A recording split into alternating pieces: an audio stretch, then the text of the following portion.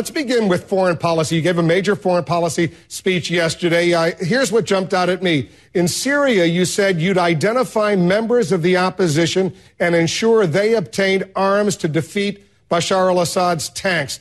How do you make sure those weapons don't get into the hands of terrorists or al-Qaeda?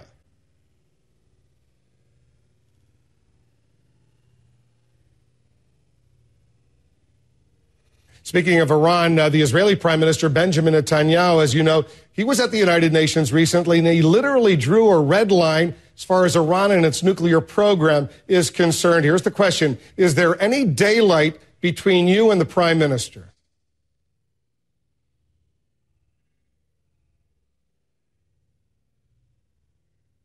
Prime Minister Netanyahu at the UN spoke of the spring or summer as some sort of deadline. If Israel were to launch a military strike against Iran's nuclear facilities and you were president of the United States, would you back up Israel?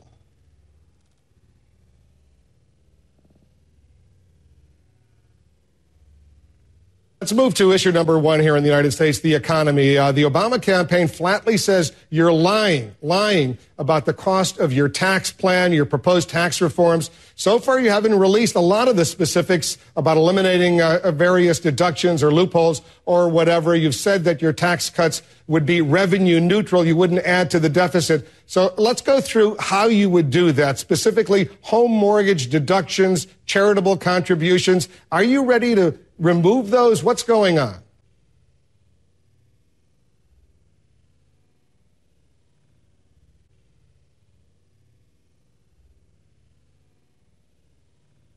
Or even wealthy people, would you put a cap on how much they could deduct, for example, as far as charitable contributions are concerned? Because I've heard you mention the $17,000 cap, if you will, for some folks out there. And I'd like you to elaborate, if you don't mind.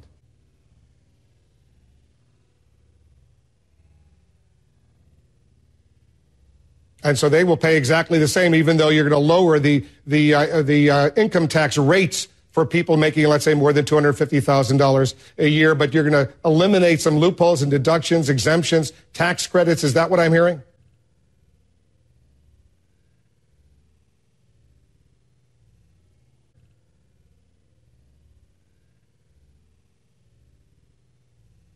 Would that add up to the $4.8 or $5 trillion that's been estimated your tax or your comprehensive tax reductions would cost?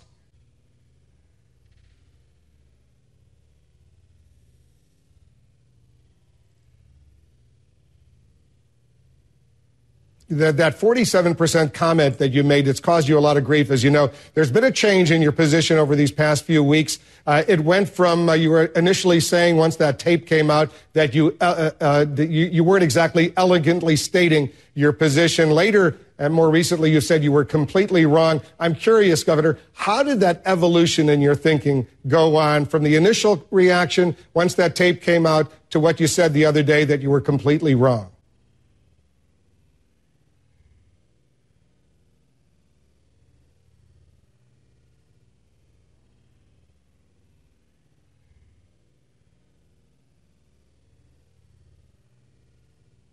If you had a do-over, Governor, and you mentioned 47%, what should you have said about that 47%?